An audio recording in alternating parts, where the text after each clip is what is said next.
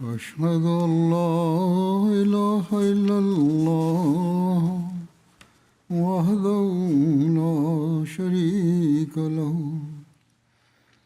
وأشهد أن محمدا عبده ورسوله أما بعد فأعوذ بالله من الشيطان الرجيم بسم الله الرحمن الرحيم الحمد لله رب العالمين الرحمن الرحيم مالك يوم الدين إياك نعبد وإياك نستعين اهدنا الصراط المستقيم صراط الذين أنعمت عليهم غير المغضوب عليهم ولا الضالين.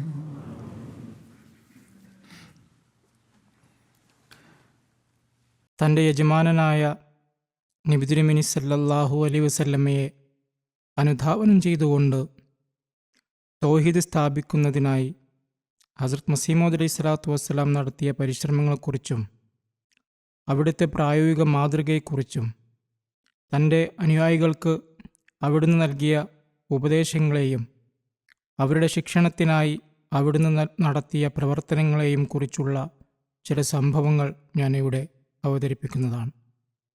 ഹസ്രത്ത് മുസ്ലിം മൗഊദ് റളിയല്ലാഹു അൻഹു വിവരിക്കുന്നു, ഹസ്രത്ത് മസീഹ് മൗഊദ് അലൈഹി സ്വലാത്തു വസ്സലാം പറയാറുണ്ടായിരുന്നു, ഒരാളുടെ മകൻ മരണപ്പെട്ടു. അയാളുടെ ഒരു സുഹൃത്ത് ആശ്വസിപ്പിക്കാനായി എത്തിയപ്പോൾ അയാൾ ഉറക്കെ കരഞ്ഞുകൊണ്ട് പറഞ്ഞു, ദൈവം എന്നോട് വലിയ അനീതിയാണ് കാണിച്ചത്. അതായത് ദൈവം തൻ്റെ ഏതെങ്കിലും അവകാശം തട്ടിയെടുത്തു എന്നാണ് അയാളുടെ വിചാരം. ഹസ്രത്ത് മസീഹ് മൗഊദ് അലൈഹി സ്വലാത്തു വസ്സലാമിൻ്റെ വാക്കുകൾ ഉദ്ധരിച്ചുകൊണ്ട് ഹസ്രത്ത് മുസ്ലിം മൗഊദ് റളിയല്ലാഹു അൻഹു തുടർന്നു, ഒരു ദാസന് ദൈവത്തിനു മേൽ എന്ത് അവകാശമാണുള്ളത് എന്ന് ചിന്തിക്കുകയാണ് വേണ്ടത്. തങ്ങളുടെ നമസ്കാരം, നോമ്പ്, സക്കാത്ത്, ഹജ്ജ്, തഖ്വ എന്നിവയിൽ അഭിമാനം കൊള്ളുന്നവർ പോലും വല്ല കഷ്ടപ്പാടും വരുമ്പോൾ ദൈവം തങ്ങളോട് അനീതി കാണിച്ചു എന്ന് നിലവിളിക്കുന്നത് കാണുമ്പോൾ എനിക്ക് അത്ഭുതം തോന്നാറുണ്ട്. എന്നാൽ ഇന്ത്യയിലെ ഒരു മദ്യപാനിയായ കവി, അദ്ദേഹം മതപരമായ കാര്യങ്ങളിൽ തികച്ചും അശ്രദ്ധനായിരുന്നുവെങ്കിലും സത്യത്തിൻ്റെ ഒരു നിമിഷത്തിൽ ആ മദ്യപാന ശീലത്തിനിടയിലും അദ്ദേഹത്തിൻ്റെ ഹൃദയത്തിൽ ദൈവികമായ ഒരു വെളിപാട് ഇപ്രകാരം അവതരിച്ചു, ജാൻ ദീ ഹുയി ഉസി കി ഥി ഹക് തോ യേ ഹേ കഹ ഹാദാ ന ഹുവ. അതുകൊണ്ട് നമുക്ക് ലഭിച്ചിട്ടുള്ള അനുഗ്രഹങ്ങളും മക്കളുമെല്ലാം അള്ളാഹുവിൻ്റെ കൃപയാൽ ലഭിച്ചതാണെന്ന് മനുഷ്യനെപ്പോഴും ഓർക്കണം. നാം സദാ അവന് മുന്നിൽ കുനിയുന്നവരാകണമെന്നും നമ്മുടെ ഓരോ വാക്കും പ്രവൃത്തിയും അള്ളാഹുവിൻ്റെ ഏകത്വത്തെ സാക്ഷ്യപ്പെടുത്തുന്നതാകണമെന്നും ഷിർക്കിൻ്റെ ചെറിയൊരു ലാഞ്ചന പോലും നമ്മിൽ ഉണ്ടാകരുതെന്നും ഇത് ആവശ്യപ്പെടുന്നു. നമുക്ക് ദൈവത്തിനുമേൽ എന്തെങ്കിലും അവകാശമുണ്ടെന്ന് ഒരിക്കലും കരുതരുത്. അല്പം ആരാധന നിർവഹിച്ചതുകൊണ്ട് കടമകളൊന്നും തീരുന്നില്ല. മറിച്ച് ആരാധനകൾ നമ്മുടെ തന്നെ ഗുണത്തിനാണ് നാം ചെയ്യുന്നത്. മസീഹ് മൗഊദ് അലൈഹി സ്വലാത്തു വസ്സലാം പരാമർശിച്ച ആ കവി പറയുന്നത് ഇതാണ്, അള്ളാഹുവാണ് ജീവൻ നൽകിയത്, അവരാണ് ഈ ലോകത്ത് നമ്മെ അയച്ചത്. എന്നാൽ അവനോട് നാം കാണിക്കേണ്ട നന്ദിയുടെ കടമകൾ പൂർണ്ണമായി നിറവേറ്റാൻ നമുക്ക് സാധിക്കുകയില്ല. ഇപ്രകാരം തന്നെ ഹസ്രത്ത് മസീഹ് മൗഊദ് അലൈഹി സ്വലാത്തു വസ്സലാമിൻ്റെ ഒരു മകൻ്റെ വിയോഗവേളയിൽ അവിടുന്ന് കാണിച്ച ക്ഷമയും പ്രതികരണത്തെയും കുറിച്ച് ഹസ്രത്ത് മുസ്ലിം മൗഊദ് റളിയല്ലാഹു അൻഹു വിവരിക്കുന്നുണ്ട്. ഹസ്രത്ത് മുസ്ലിം മൗഊദ് റളിയല്ലാഹു അൻഹു വിവരിക്കുന്നു, ഹസ്രത്ത് മസീഹ് മൗഊദ് അലൈഹി സ്വലാത്തു വസ്സലാമിൻ്റെ ഏറ്റവും ഇളയ മകനായിരുന്നു മുബാറക് അഹമ്മദ്. അവിടുന്ന് മകനെ അങ്ങേയറ്റം സ്നേഹിച്ചിരുന്നു. മുബാറക് അഹമ്മദിൻ്റെ അസുഖവേളയിൽ അവിടുന്ന് അതീവ ശ്രദ്ധയോടെ ശുശ്രൂഷിച്ചിരുന്നു. ഒരുപക്ഷെ മുബാറക് അഹമ്മദ് മരണപ്പെടുകയാണെങ്കിൽ ഹസ്രത്ത് മസീഹ് മൗഊദ് അലൈഹി സ്വലാത്തു വസ്സലാമിന് അത് താങ്ങാനാവാത്ത ദുഃഖമുണ്ടാക്കുമെന്ന് ഹസ്രത്ത് ഖലീഫത്തുൽ മസീഹ് അവൽ റളിയല്ലാഹു അൻഹു പോലും കരുതിയിരുന്നു. അവസാന നിമിഷങ്ങളിൽ ഹസ്രത്ത് മൗലവി സാഹിബ് കുട്ടിയുടെ നാഡിമിടിപ്പ് പരിശോധിച്ചു കൊണ്ടിരിക്കുകയായിരുന്നു. അവിടുന്ന് ഹസ്രത്ത് മസീമോദ് അലൈഹി സ്വലാത്തു വസ്സലാമിനോട് കസ്തൂരി കൊണ്ടുവരാൻ ആവശ്യപ്പെട്ടു. കുട്ടിയുടെ നാഡിമിടിപ്പ് നിലച്ചുകൊണ്ടിരിക്കുകയായിരുന്നു. കുട്ടിയുടെ വിയോഗം ഹസ്രത്ത് മസീമോദ് സ്വലാത്തു വസ്സലാമിൽ അത്ര വലിയ ആഘാതമുണ്ടാക്കുമെന്ന ചിന്ത ഹസ്രത്ത് ഖലീഫത്തുൽ മസീഹ് അവ്വലിന് അത്രമേൽ പിടിച്ചുലച്ചു. അദ്ദേഹം നിന്ന നിൽപ്പിൽ ബോധരഹിതനായി നിലത്ത് വീണു. എന്നാൽ മുബാറക് അഹമ്മദ് വഫാത്തായി എന്ന് അറിഞ്ഞ നിമിഷം തന്നെ ഹസ്രത്ത് മസീമോദ് അലൈഹി സ്വലാത്തു വസ്സലാം അതീവ ക്ഷമയോടെ സുഹൃത്തുക്കളെ ഇപ്രകാരം കത്തെഴുതി അറിയിച്ചു: മുബാറക് അഹമ്മദ് വഫാത്തായിരിക്കുന്നു. എന്നാൽ ഇതിലാരും പരിഭ്രമിക്കരുത്. ഇത് അള്ളാഹുവിൻ്റെ ഹിതമായിരുന്നു. അതിൽ നാം ക്ഷമ കൈക്കൊള്ളുകയാണ് വേണ്ടത്. തുടർന്ന് അവിടുന്ന് പുറത്തു വരികയും പുഞ്ചിരിച്ചുകൊണ്ട് പ്രസംഗം നടത്തുകയും ചെയ്തു. മുബാറക് അഹമ്മദിനെക്കുറിച്ച് അള്ളാഹു നൽകിയ വെളിപാട് പൂർത്തിയായി എന്ന് അവിടുന്ന് വ്യക്തമാക്കി. അവിടുത്തെ ഒരു കവിതാശകലം ഇപ്രകാരമാണ്: ബുലാനെ വാലാ ഹെ സബ്സെ പ്യാര, ഉസീ പേ ഏ ദിൽ തു ജാം ഫിദാക്കർ. ഇപ്രകാരം തന്നെ ഹസ്രത്ത് മുസ്ലിമോദ് തലാനുഹു ഹസ്രത്ത് മസീമോദ് അലൈഹി സ്വലാത്തു വസ്സലാമിൻ്റെ സീറത്ത് വിവരിക്കവേ ഒരിടത്ത് ഇപ്രകാരം പറയുന്നു: ഹസ്രത്ത് മസീമോദ് അലൈഹി സ്വലാത്തു വസ്സലാമിൽ നിന്ന് ഒരു കാര്യം ഞാൻ പലതവണ കേട്ടിട്ടുണ്ട്.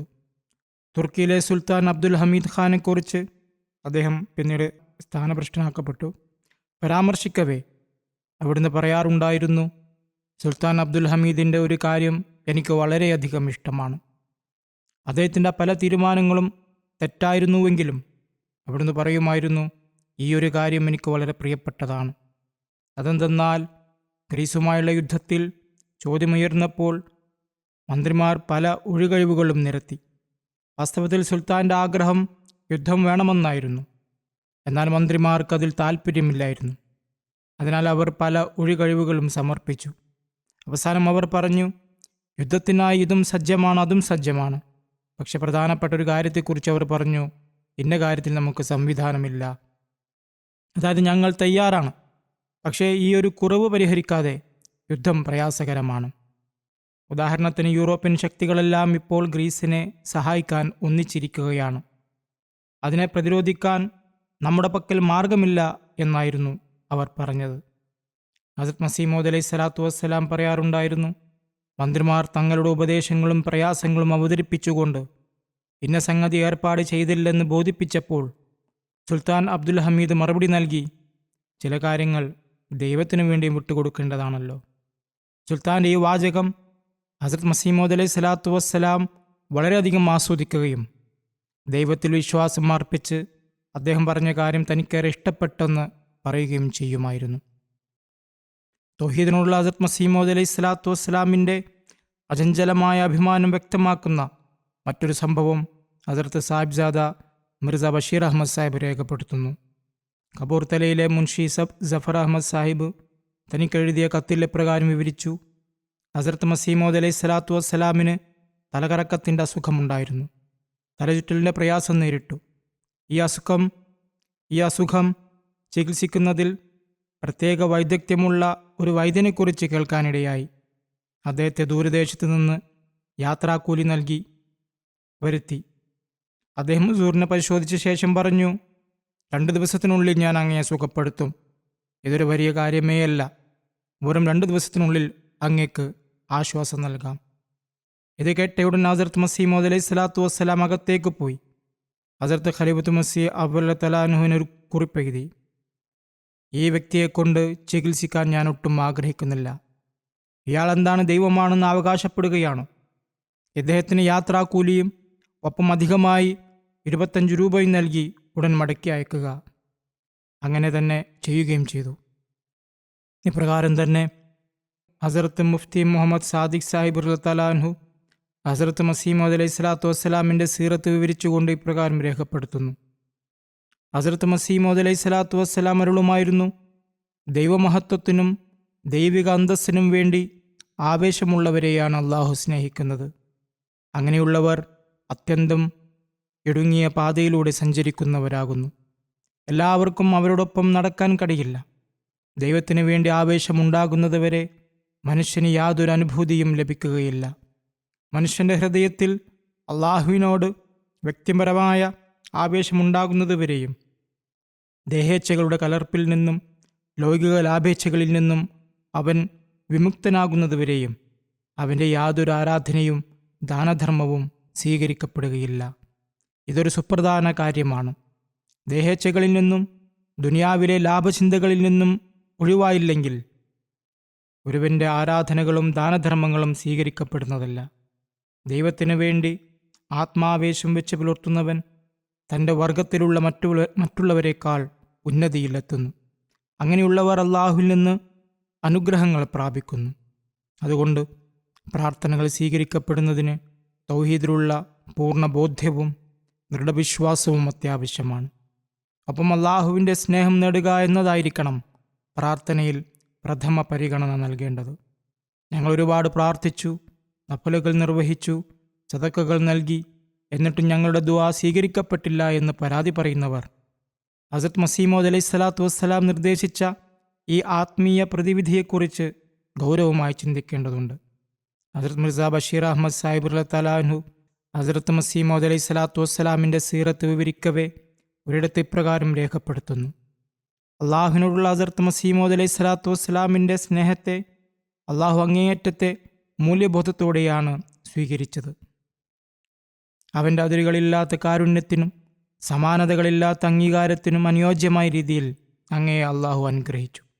അള്ളാഹു അങ്ങയെ അഭിസംബോധന ചെയ്തുകൊണ്ട് ഇപ്രകാരം അരുളി: അൻത മിന്നീ ബി മൻസലത്തി തൗഹീദി വതഫ്രീദി അൻത മിന്നീ ബി മൻസലത്തി വലദി എന്നീ മാക്കയ്യ ഇബ്ന റസൂലില്ലാഹി.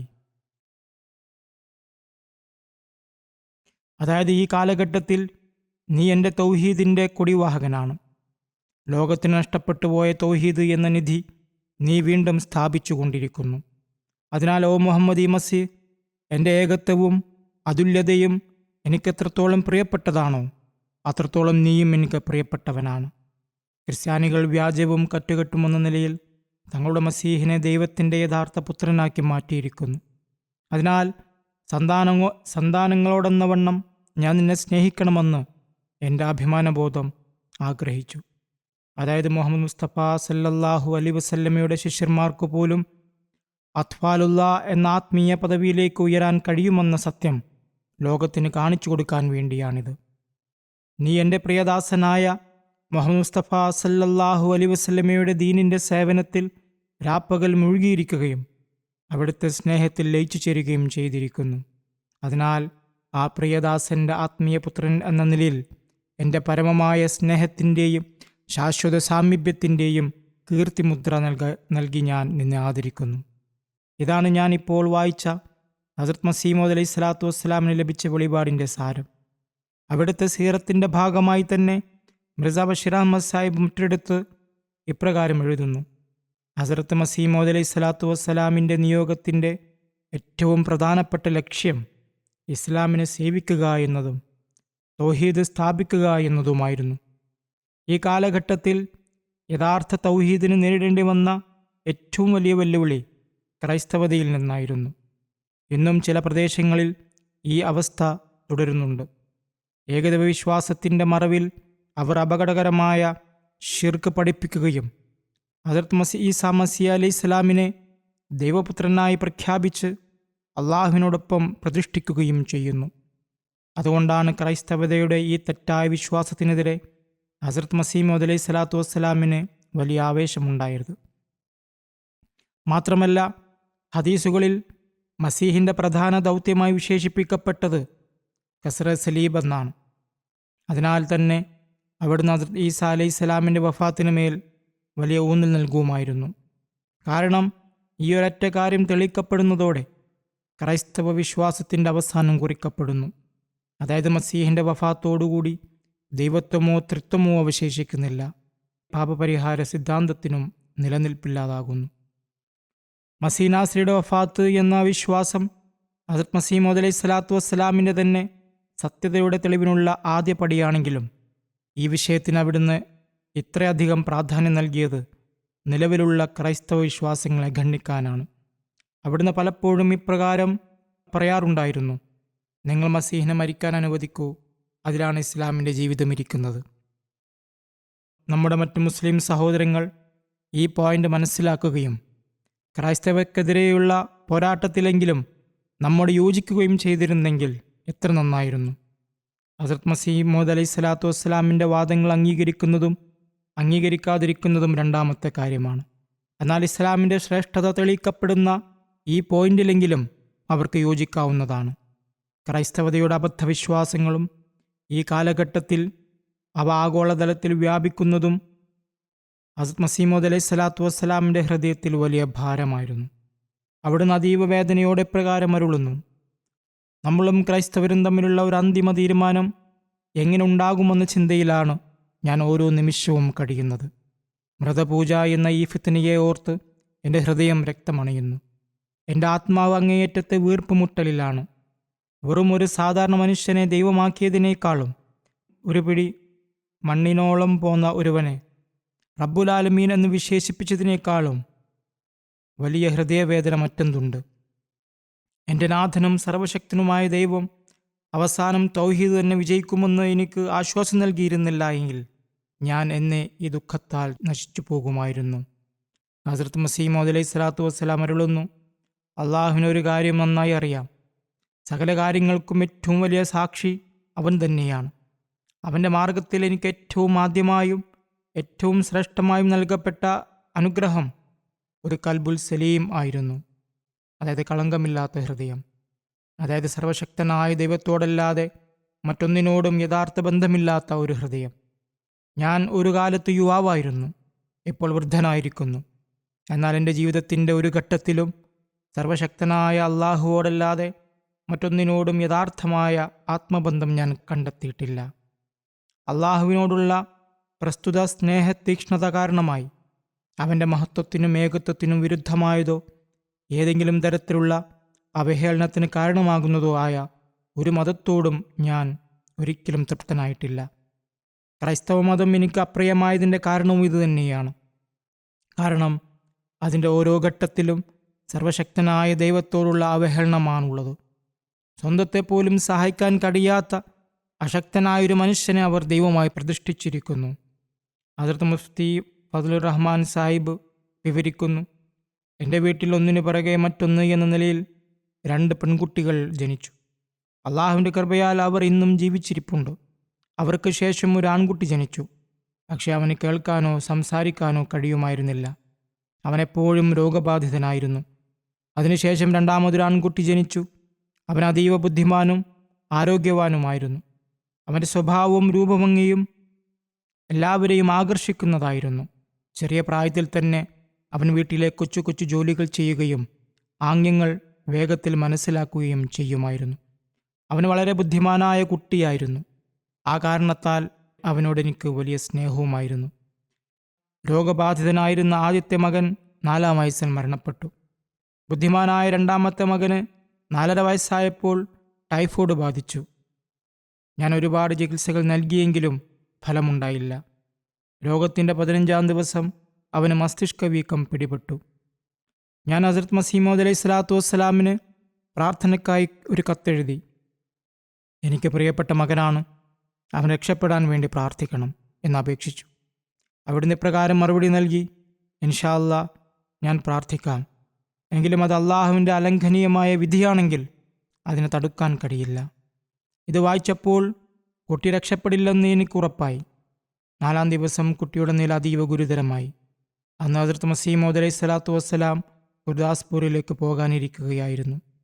എല്ലാ യാത്രകളിലും ഞാൻ അങ്ങയുടെ കൂടെ പോകാറുള്ളതിനാൽ അന്നും യാത്രക്കായി ചെന്നു. അവിടുന്ന് വീടിന് പുറത്തേക്ക് വന്നപ്പോൾ ആദ്യം എന്നോട് ചോദിച്ചു: നിന്റെ കുട്ടിയുടെ അവസ്ഥ എങ്ങനെയുണ്ട്? ഹുസൂർ, അങ്ങ് വന്ന് നോക്കിയാലും, അടുത്താണ് വീട്. അവൻ അതീവ ഗുരുതര നിലയിലാണ് എന്ന് ഞാൻ പറഞ്ഞു. വീട്ടിലെത്തി കുട്ടിയെ കണ്ടപ്പോൾ അവിടുന്ന് അരുളി: ഇവൻ അതീവ രോഗബാധിതനാണ് എന്ന് നീ ഞങ്ങളോടൊപ്പം ഗുർദാസ്പൂരിലേക്ക് വരേണ്ടതില്ല. അവിടുന്ന് യാത്ര തിരിച്ചു. അടുത്ത ദിവസം വൈകുന്നേരം 4 മണിയോടെ മകൻ മരണപ്പെട്ടു. പിറ്റേന്ന് രാവിലെ 10 മണിയോടെ ഹുസൂർ ഗുർദാസ്പൂരിൽ നിന്ന് മടങ്ങിയെത്തി. ഞാൻ അങ്ങയെ ഹസ്തദാനം ചെയ്യാൻ ചെന്നു.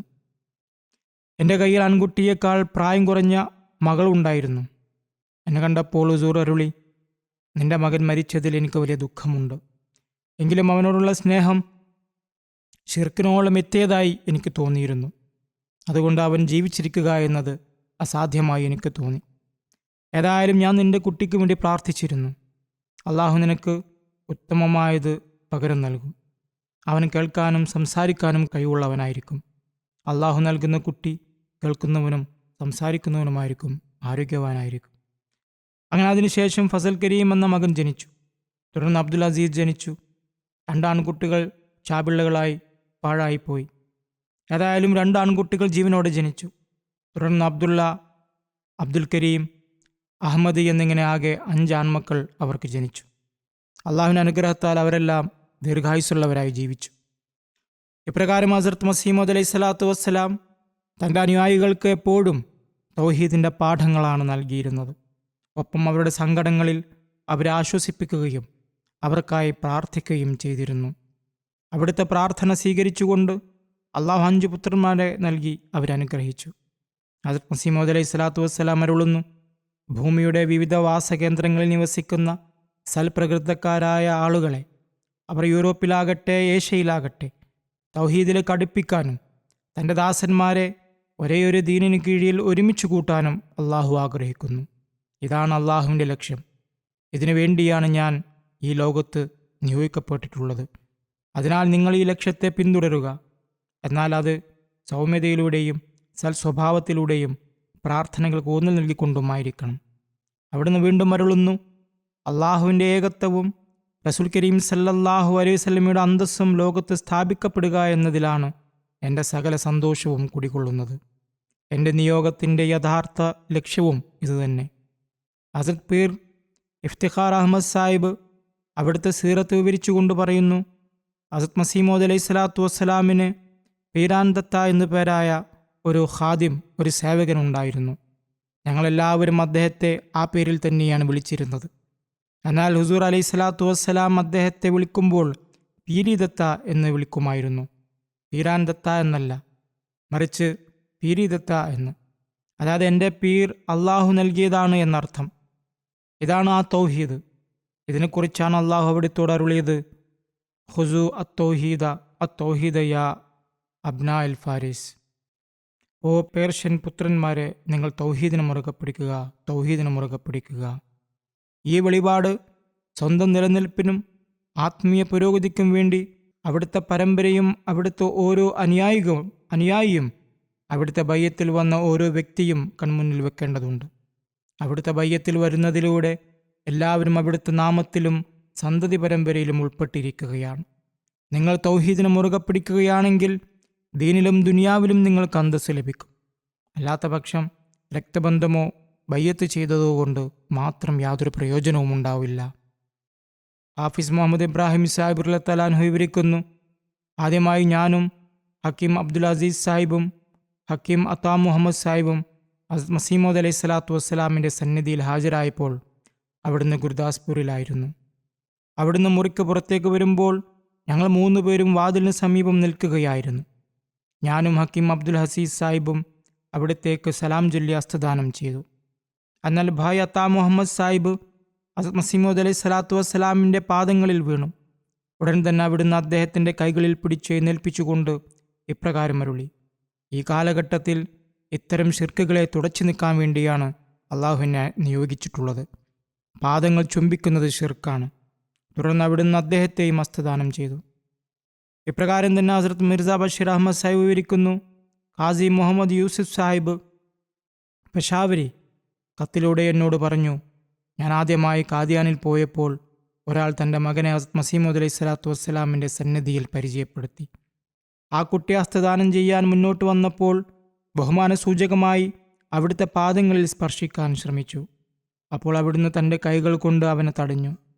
അവിടുത്തെ മുഖം ആവേശത്താൽ ചുവക്കുന്നത് ഞാൻ കണ്ടു. അവിടുന്ന് അത്യധികം ഗൗരവത്തോടെ അരുളി: പ്രവാചകന്മാർ ലോകത്തേക്ക് വരുന്നത് ശിർക്കില്ലാതാക്കാനാണ്.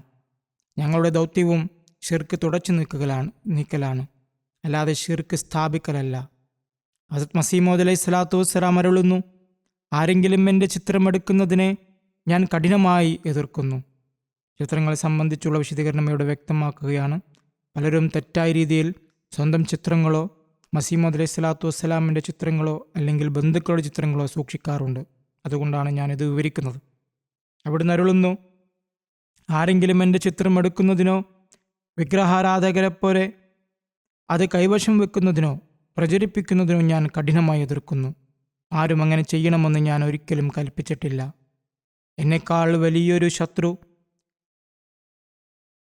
വലിയൊരു ശത്രു വിഗ്രഹാരാധനയ്ക്കോ ചിത്രാരാധനയ്ക്കോ ഉണ്ടാവില്ല.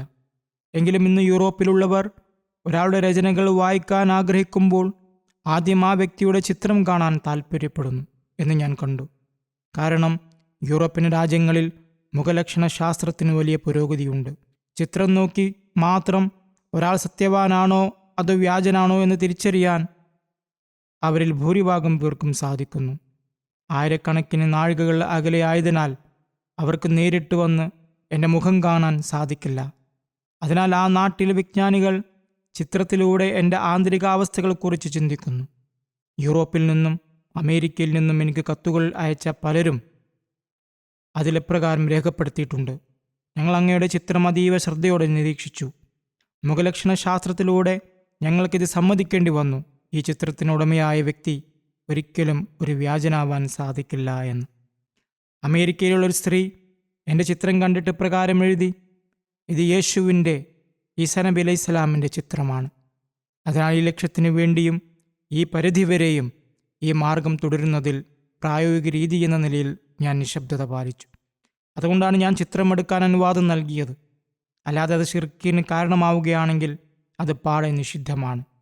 അവിടുന്ന് അരുളി, ഇന്നമല്ലാമാലു ബിന്നിയാത്ത്, തീർച്ചയായും കർമ്മങ്ങൾ ഉദ്ദേശങ്ങൾ അടിസ്ഥാനമാക്കിയുള്ളതാണ്. ചിത്രങ്ങൾ പൂർണ്ണമായും ഹറാമാണെന്ന അഭിപ്രായം എനിക്കില്ല. ചിത്രമെടുക്കുന്നത് ഹറാമാണെന്ന് ഞാൻ പറയുന്നില്ല. വിശുദ്ധ ഖുർആനിൽ നിന്ന് തെളിവുള്ള കാര്യമാണ്. ജിന്നുകളുടെ ഒരു വിഭാഗം ഹസ്രത്ത് സുലൈമാനു വേണ്ടി ചിത്രങ്ങൾ നിർമ്മിക്കാറുണ്ടായിരുന്നു. ബനൂ ഇസ്രായേൽക്കാരുടെ പക്കൽ ദീർഘകാലം പ്രവാചകന്മാരുടെ ചിത്രങ്ങൾ ഉണ്ടായിരുന്നു. അതിൽ നബി സല്ലല്ലാഹു അലൈഹി വസല്ലമയുടെ ചിത്രവും ഉൾപ്പെട്ടിരുന്നു. ഹസ്രത്ത് ആയിഷ റളിയല്ലാഹു അൻഹയുടെ ചിത്രം ഒരു പട്ടുതുണിയിൽ ജിബ്രീൽ അലൈഹിസ്സലാം നബി സല്ലല്ലാഹു അലൈഹി വസല്ലമയ്ക്ക് കാണിച്ചു കൊടുത്തിട്ടുണ്ട്.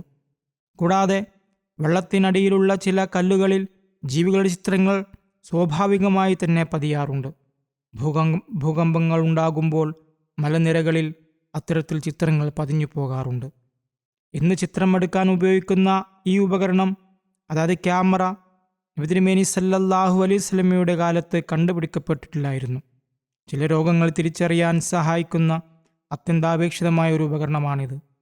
കേവലം ചിത്രങ്ങൾ എടുക്കുക എന്നതിലുപരി രോഗനിർണയത്തിന് ഇത് സഹായിക്കുമെന്ന് അവിടുന്ന് അരുളി.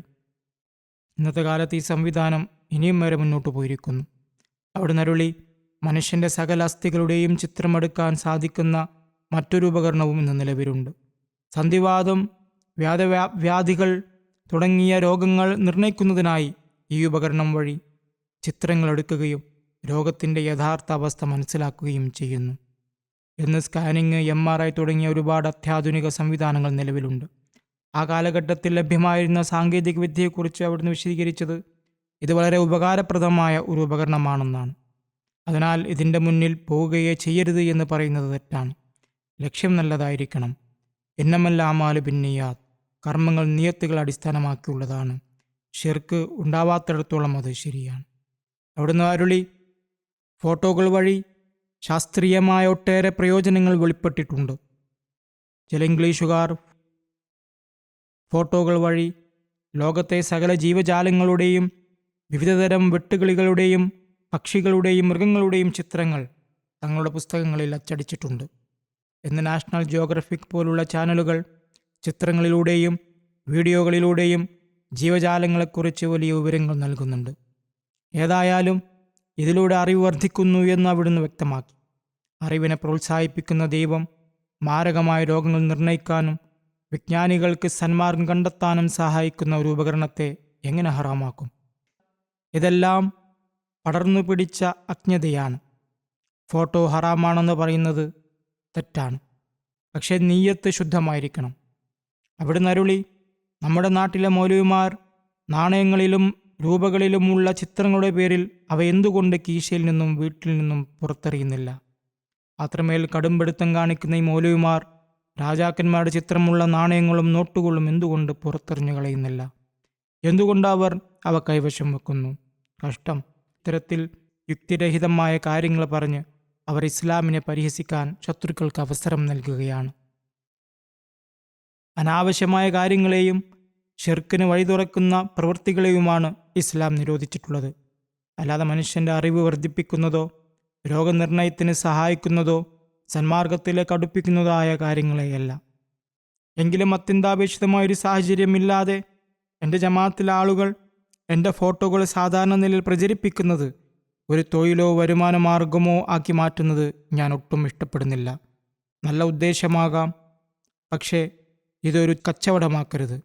കാരണം ഇത്തരത്തിലാണ് പതുക്കെ പതുക്കെ ബിദഅത്തുകൾ ഉണ്ടാവുകയും അത് ഷിർക്കിലേക്ക് എത്തിച്ചേരുകയും ചെയ്യുന്നത്.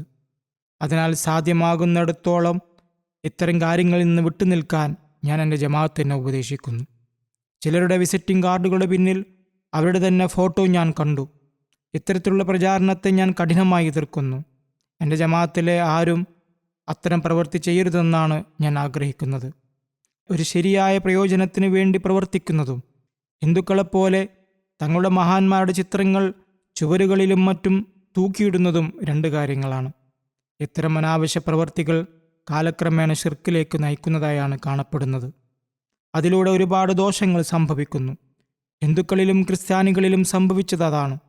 എൻ്റെ ഉപദേശങ്ങളെ ആദരവോടെ കാണുന്നവരും എൻ്റെ യഥാർത്ഥ അനുയായികളും ഈ കൽപ്പനയ്ക്ക് ശേഷം ഇത്തരം പ്രവൃത്തികളിൽ നിന്ന് വിട്ടുനിൽക്കുമെന്ന് ഞാൻ പ്രതീക്ഷിക്കുന്നു.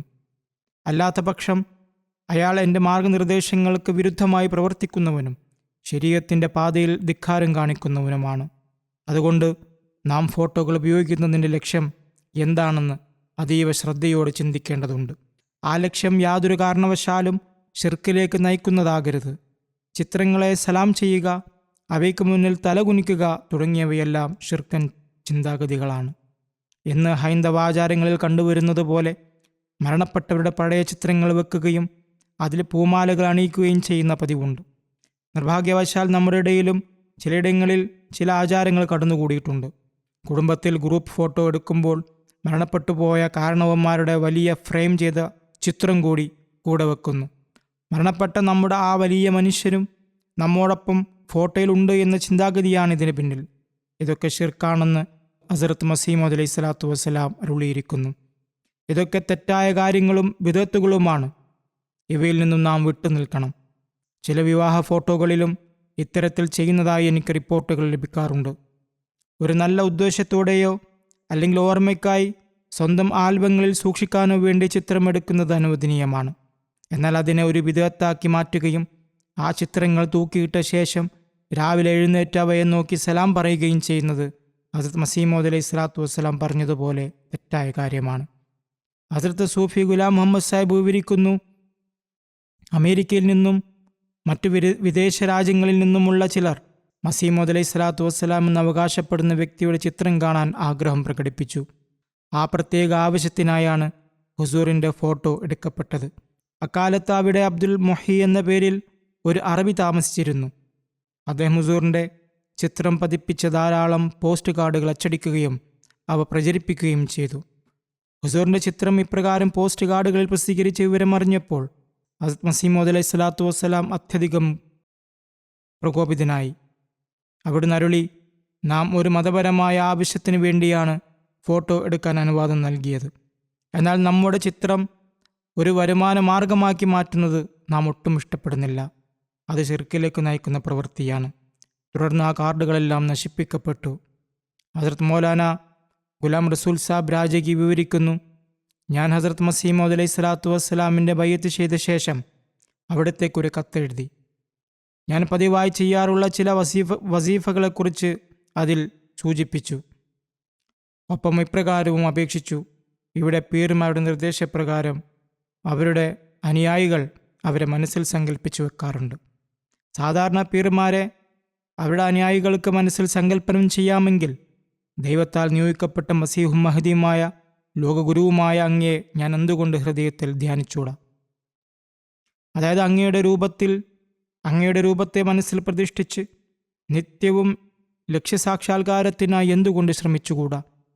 ആ പീർമാരുടെ ധ്യാനത്തേക്കാൾ എത്രയോ അനുഗ്രഹീതവും ഉപകാരപ്രദവുമായിരിക്കുമല്ലോ അങ്ങയെ മനസ്സിൽ വിചാരിക്കുന്നത്. അദ്ദേഹം പറഞ്ഞു, അങ്ങ് വാഗ്ദത്ത മസിയാണല്ലോ. മറ്റ് പീർ ഫക്കീർമാരുടെ കാര്യം അനുവദനീയമാണോ എന്നറിയില്ല. അങ്ങയുടെ രൂപം എന്തുകൊണ്ട് എനിക്ക് മനസ്സിൽ സങ്കല്പിച്ചുകൂടാ? രാജകി സാഹിബ് പറയുന്നു, ഞാൻ വാഗ്ദത്ത മസീന്റെ സന്നിധിയിൽ ഇക്കാര്യം എഴുതിയപ്പോൾ പ്രസ്തുത കത്തിന് മറുപടിയായി ഹസ്രത്ത് മൗലവി അബ്ദുൽ കരീം സാഹിബ് തആലാൻഹു സ്വന്തം കൈപ്പടയിൽ എഴുതിയ ഹസ്രത്ത് മസീമോദ് അലൈഹി സ്വലാത്തു വസ്സലാമിൻ്റെ കത്ത് എനിക്ക് ലഭിച്ചു. അതിലിപ്രകാരം രേഖപ്പെടുത്തിയിരിക്കുന്നു, സൃഷ്ടികളെ പ്രകാരം ധ്യാനിക്കുന്നത് ശിർക്കല്ലാതെ മറ്റൊരു ഫലവും നൽകില്ല. അള്ളാഹുവിനെ സ്മരിക്കാൻ അള്ളാഹുവിൻ്റെ നാമം തന്നെ മതിയായതാണ്. ഒപ്പം നബി തിരുമേനി സല്ലല്ലാഹു അലൈഹി വസല്ലമയുടെ സുന്നത്തിൻ്റെ മുദ്രയുള്ള സ്വലാത്ത് വേണം പാരായണം ചെയ്യാൻ. ആ കത്ത് ലഭിച്ച ശേഷം നിമിഷം തന്നെ ഞാൻ ആ ധ്യാനമുറ ഉപേക്ഷിച്ചു.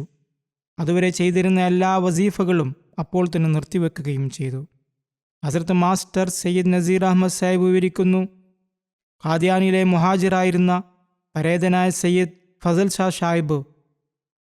ഷാ സാഹിബ് എന്നോട് പറഞ്ഞു, ഒരിക്കലൊരു സുഹൃത്ത് ഹസ്രത്ത് മസീമോദ് അലൈഹി സ്വലാത്തു വസ്സലാമിനോട് ആൽക്കമി അഥവാ അല്പം ചെലവിൽ സ്വർണമുണ്ടാക്കുന്ന വിദ്യയെക്കുറിച്ച് ചോദിച്ചു. അപ്പോൾ ഹുസൂർ അലൈഹി സ്വലാം അരുളി, ആൽക്കമി നടത്തുന്നവർ ഉപജീവനത്തിനായി ഇപ്രകാരം അലിഞ്ഞു തിരിയുകയാണ്. എന്നാൽ അള്ളാഹു ഉപജീവനത്തിനായി നിശ്ചയിച്ചിട്ടുള്ള ശരിയായ മാർഗങ്ങൾ അവർ ഉപയോഗിക്കുന്നില്ല. അത്തരം ആളുകൾക്ക് തവക്കുലിൻ്റെ പദവി ലഭിക്കുന്നില്ല. അതുകൊണ്ടാണ് ശരിയായതും അനുവദനീയവുമായ മാർഗങ്ങൾ ഉപേക്ഷിച്ച് അവർ സ്വന്തമായി ഒരു വഴി കണ്ടെത്തുന്നത്. അള്ളാഹു ഇപ്രകാരം അരുളുന്നുവെന്ന് അവർ അറിയുന്നില്ലേ? ഫിസ്സമായി റിസുക്കും വമാത്തോ അതൂൻ. ഇത്തരം ഭാഗ്യദോഷികളെ നാം ഏറ്റവും വലിയ മുശ്രിക്കുകളായിട്ടാണ് കണക്കാക്കുന്നത്. അള്ളാഹു തൻ്റെ പരിശുദ്ധ ഖുർആനിൽ സത്യവിശ്വാസികൾക്ക് യഥാർത്ഥമായ ഒരു രഹസ്യവിദ്യ പറഞ്ഞു തരുന്നുണ്ട്. അത് പ്രാവർത്തികമാക്കുന്നവർക്ക് അള്ളാഹു വാഗ്ദാനം ചെയ്തതുപോലെ ആകാശത്ത് നിന്ന് ഉപജീവനം നൽകുന്നു. എന്നാൽ അള്ളാഹുവിലേക്ക് തിരിയുന്നവർക്ക് മാത്രമേ അത് ലഭിക്കുകയുള്ളൂ. സത്യവിശ്വാസിക്ക് അള്ളാഹു നൽകുന്ന ഈ വിദ്യ അവനെ യഥാർത്ഥ ആൽക്കമിസ്റ്റാക്കി മാറ്റുന്നു. അള്ളാഹു തന്നെ അവൻ്റെ എല്ലാ ആവശ്യങ്ങളും പൂർത്തീകരിച്ചു നൽകുന്നു.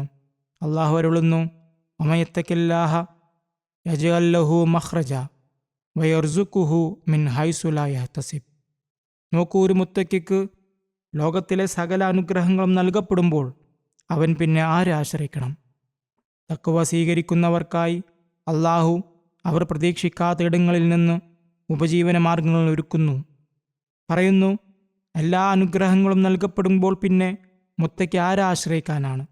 ഒരു ആൽക്കമിസ്റ്റ് തൻ്റെ രാസവിദ്യയ്ക്ക് വേണ്ടി പാഴാക്കുന്ന സമയം തങ്ങളുടെ സൃഷ്ടാവിന് വേണ്ടി സമയം നീക്കിവെച്ചിരുന്നുവെങ്കിൽ അവർ ആഗ്രഹിക്കുന്നതെല്ലാം അവർക്ക് ലഭിക്കുമായിരുന്നു. പക്ഷെ അവർ തഖ്വയിൽ ഉറച്ചു നിൽക്കണമെന്ന് മാത്രം. സൽപ്രകൃതക്കാരായ മനുഷ്യരിൽ ഹസ്രത്ത് മസീമോദ് അലൈഹി സ്വലാത്തു വസ്സലാമിൻ്റെ തൗഹീദ് പ്രഭാഷണങ്ങളും അവിടുത്തെ പ്രായോഗിക മാതൃകകളും എപ്രകാരം സ്വാധീനം ചെലുത്തി എന്നതിനെക്കുറിച്ച് ഒരു മഹാത്മാവിൻ്റെ അനുഭവം ഹസ്രത്ത് മിർസ ബഷീർ അഹമ്മദ് സാഹിബ് വിവരിക്കുന്നുണ്ട്. കാശ്മീരിലെ ബാരാമുല്ലയിലുള്ള റേഞ്ച് ഓഫീസർ മീർ അബ്ദുറഹ്മാൻ സാഹിബ് ഇപ്രകാരം രേഖപ്പെടുത്തി, എൻ്റെ പിതാവ് ആദ്യം ഹനഫി മസ്ഹബ് പിന്തുടരുന്ന ആളായിരുന്നു. പിന്നീട് അദ്ദേഹം അഹ്ലെ ഹദീസായി മാറി. അക്കാലത്ത് അദ്ദേഹം തൻ്റെ സുഹൃത്തായ മൗലവി മുഹമ്മദ് ഹുസൈൻ സാഹിബിനോട് പറയുമായിരുന്നു, നമ്മളിപ്പോൾ വലിയ ഏകദൈവ വിശ്വാസികളാണെന്ന് അവകാശപ്പെടുന്നു. എന്നാൽ ഭാവിയിൽ നമ്മളെപ്പോലും മുശ്രിക്കുകളായി കാണുന്ന മറ്റൊരു ജമാഅത്ത് ഉയർന്നു വന്നേക്കാം. എൻ്റെ പിതാവ് പറയുമായിരുന്നു, അദ്ദേഹം വിചാരിച്ചതുപോലെ തന്നെ സംഭവിച്ചു. കാരണം അന്ന് ഞങ്ങൾ ഹസ്രത്ത് ഈസാ അലൈഹിസ്സലാം മരിച്ചവരെ ജീവിപ്പിക്കുന്നവനാണെന്നും പക്ഷികളെ സൃഷ്ടിക്കുന്നവനാണെന്നുമാണ് വിശ്വസിച്ചിരുന്നത്. എന്നാൽ ഹസ്രത്ത് മസീമോദ് അലൈഹി സ്വലാത്തു വസ്സലാമിൻ്റെ ഈ കവിതാശകലം കേട്ട നിമിഷം എൻ്റെ കണ്ണ് തുറക്കുകയുണ്ടായി. ഹേ വഹി അക്സർ പരിന്തോं का खुदा उस खुदादानी पे तेरे मरहबा. मौलवी साहब यही तौहीद है, सच कहो किस देव की तकलीद है. ഈ കവിത കേട്ടതോടെ എനിക്ക് ബോധോദയമുണ്ടായി. ഞാൻ എൻ്റെ 2 മക്കളെയും ശ്രീനഗറിൽ അവിടെ അമ്മാവൻ്റെ അടുത്ത് ഏൽപ്പിച്ചു. ഉടൻ തന്നെ ഖാദിയാനിലേക്ക് കാൽനടയായി യാത്ര തിരിച്ചു. അവിടെ എത്തി ഞാൻ ബയ്യത്ത് ചെയ്തു. ആ കവിതയിലെ വരികൾ മാത്രമാണ് എന്നെ തബ്ലീഗ് ചെയ്തത്. ഹസ്രത്ത് മൗലാന ഗുലാം റസൂൽ സാഹിബ് രാജഗി റളിയല്ലാഹു അൻഹു വിവരിക്കുന്നു, ഏകദേശം 1901 കാര്യമാണ്. ഒരിക്കൽ ഞാൻ ഹസ്രത്ത് മസീമോദ് അലൈഹി സ്വലാത്തു വസ്സലാമിൻ്റെ സന്നിധിയിലെത്തിയപ്പോൾ അവിടുന്ന് അള്ളാഹുവിൻ്റെ ഏകത്വത്തെക്കുറിച്ച് ഒരു പ്രസംഗം നടത്തി.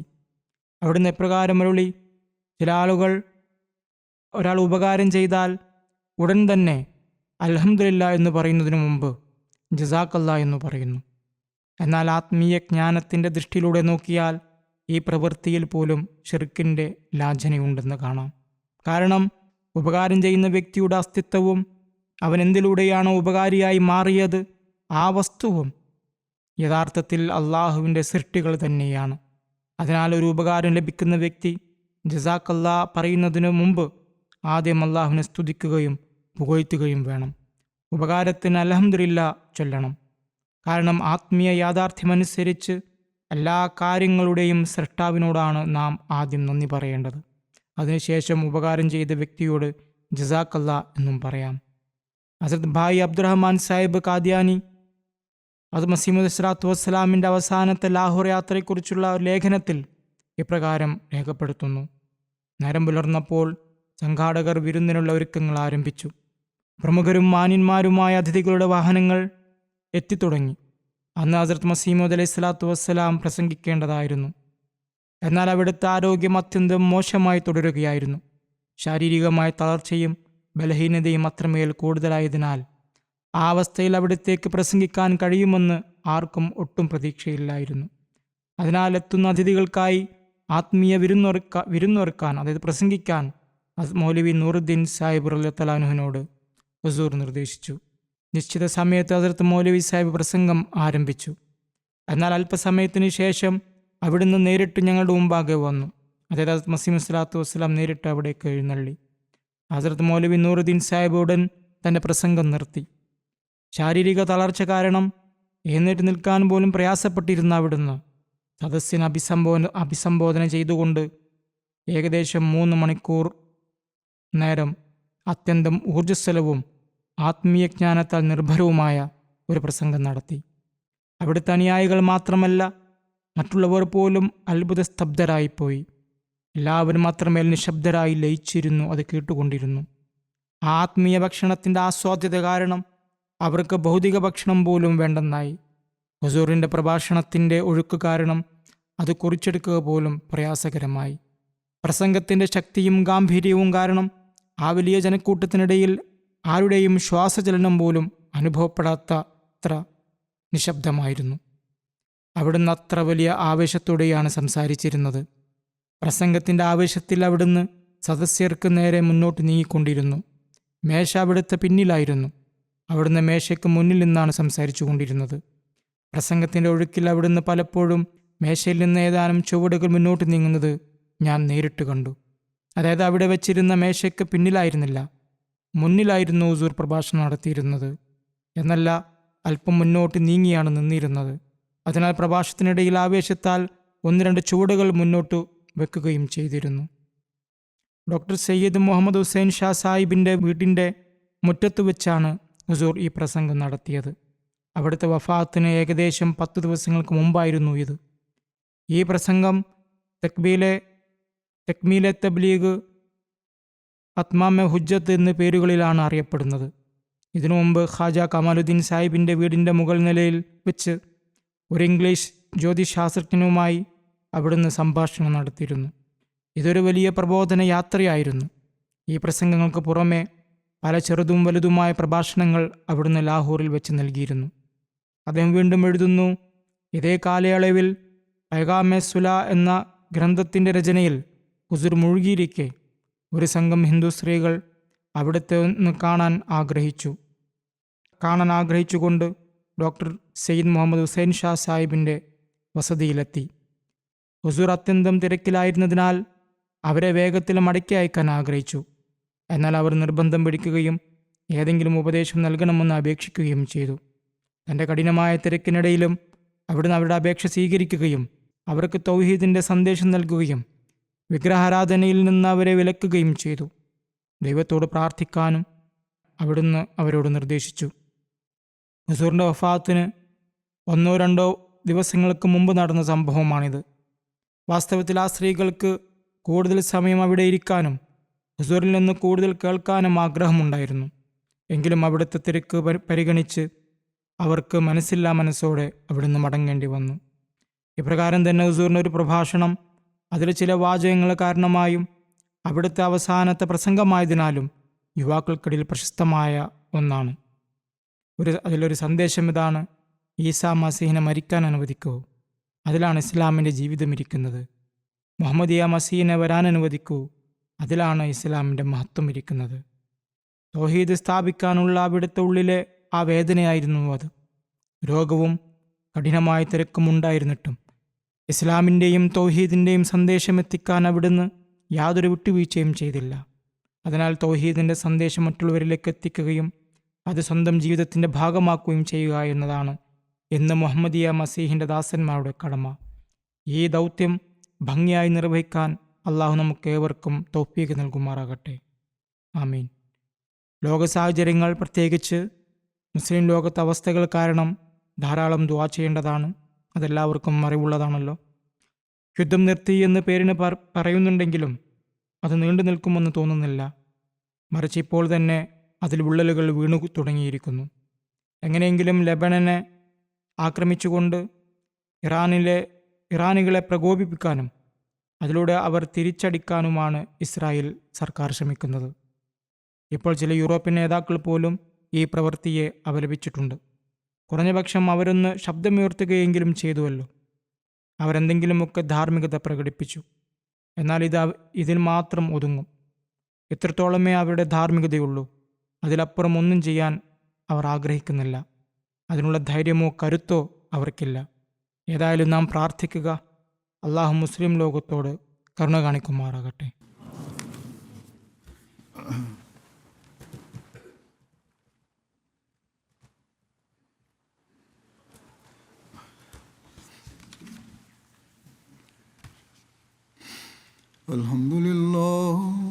അൽഹംദുലില്ലാഹി നഹ്മദുഹു വനസ്തഈനുഹു വനസ്തഗ്ഫിറുഹു വനുഅ്മിനു ബിഹി വനതവക്കലു അലൈഹി വനഊദു ബില്ലാഹി മിൻ ശുറൂരി അൻഫുസിനാ വമിൻ സയ്യിആതി അഅ്മാലിനാ മൻ യഹ്ദിഹില്ലാഹു ഫലാ മുദില്ല ലഹു ومن يضلل فلا هادي له ونشهد أن لا إله إلا الله ونشهد أن محمدا عبده ورسوله عباد الله رحمكم الله إن الله يأمر بالعدل والإحسان وإيتاء ذي القربى وينهى عن الفحشاء والمنكر والبغي يعظكم لعلكم تذكرون اذكروا الله يذكركم وادعوه يستجب لكم ولذكر الله أكبر.